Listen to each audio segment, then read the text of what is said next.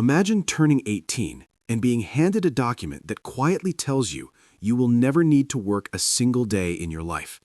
Not a check, not a gift, a legal structure so vast, so carefully engineered over generations that your great-great-grandfather's decisions are still putting money in your bank account today.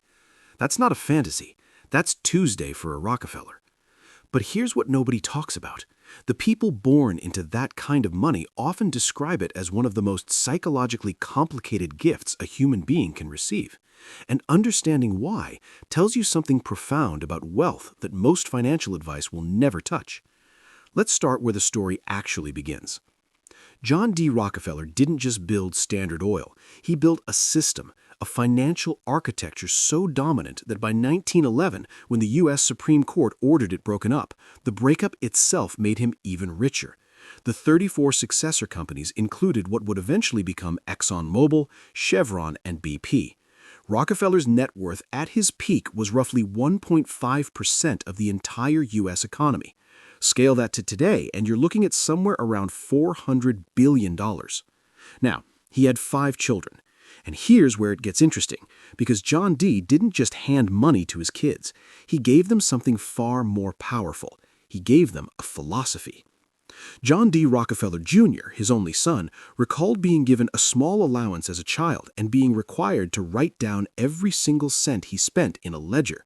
Not because the family needed to watch expenses, but because John Sr. believed that the discipline of attention, knowing where money goes, tracking it, respecting it, was the only thing that stood between great wealth and great waste. Think about that for a second. The richest man in American history was teaching his son to account for a dime. That lesson rippled forward, because when you look at families that inherit enormous wealth and lose it, and there are plenty of them, the pattern is almost the same. The first generation builds, the second generation maintains, the third generation spends. By the fourth, there's nothing left. It even has a name, shirt sleeves to shirt sleeves in 3 generations, and it happens in cultures all over the world. The Rockefellers broke that pattern. They are now on their 6th and 7th generations of significant wealth. So what did they actually do differently? 3 things, and they're not what you'd expect. The first one was structure before sentiment. John D. Jr. established a family office, a private institution dedicated solely to managing Rockefeller family wealth in the 1880s. This eventually evolved into Rockefeller Capital Management, which today manages assets for some of the wealthiest families and institutions in the world.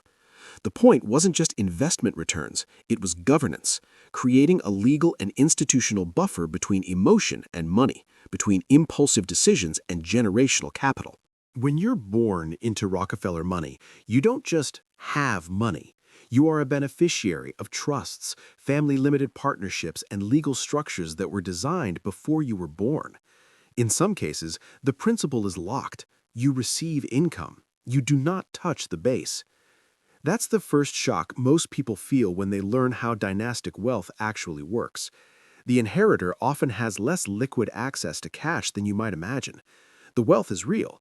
The freedom to spend it all, that's constrained by design. The second thing was identity before inheritance. This is the one that surprises people most. Rockefeller children were raised deliberately to have purpose before they had access. Nelson Rockefeller became governor of New York and vice president of the United States.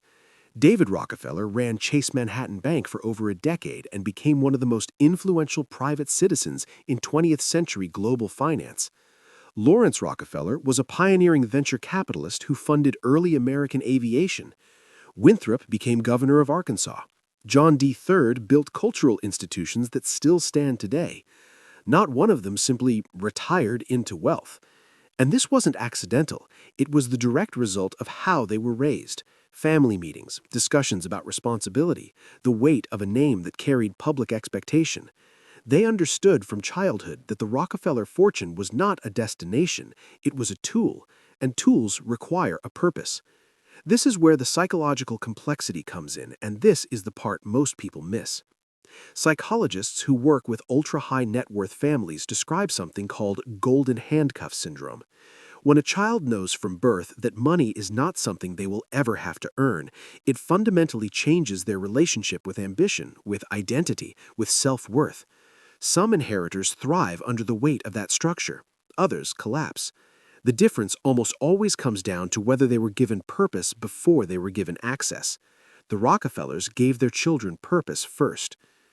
The third thing, and this one is genuinely underrated, was philanthropic obligation as financial education. John D. Sr. was one of the most systematic philanthropists in history. He didn't just give money away, he studied it. He analyzed causes the way he analyzed oil markets. He famously said that making money was easy compared to giving it away wisely, and he trained his children in that same discipline. The Rockefeller Foundation, established in 1913, became one of the most influential institutions in the history of global public health, science, and education. The family's philanthropy wasn't charity in the casual sense, it was an extension of the same rigor they applied to wealth creation, and it taught successive generations that capital is a responsibility, not a reward. Now, here's the open question I want you to sit with. The Rockefeller family has given away more money, adjusted for inflation, than almost any entity in American history, and they are still rich, not just comfortable, generationally, institutionally, profoundly rich. How? Because the structures they built compound. The family office compounds. The investment frameworks compound. The philosophy compounds. And perhaps most importantly, the discipline of attention compounds. The same instinct John D. Sr. had when he made his 7-year-old son write down every dime he spent has been transmitted, generation by generation, through a culture of financial seriousness that no amount of inherited money alone could create.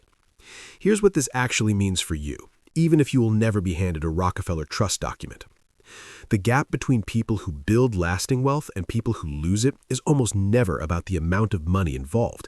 It's about the architecture around it. It's about governance, purpose, and the philosophical relationship with capital that gets transmitted before the capital itself arrives. Rockefeller didn't win because he had more money than everyone else. He won because he had better systems, better discipline, and a longer time horizon than almost anyone in his era. The same principles that kept his great-great-grandchildren wealthy are available to anyone willing to apply them. Most people just don't. And that's the quiet, uncomfortable truth buried inside the story of what it's like to be born into Rockefeller money. It was never really about the money at all.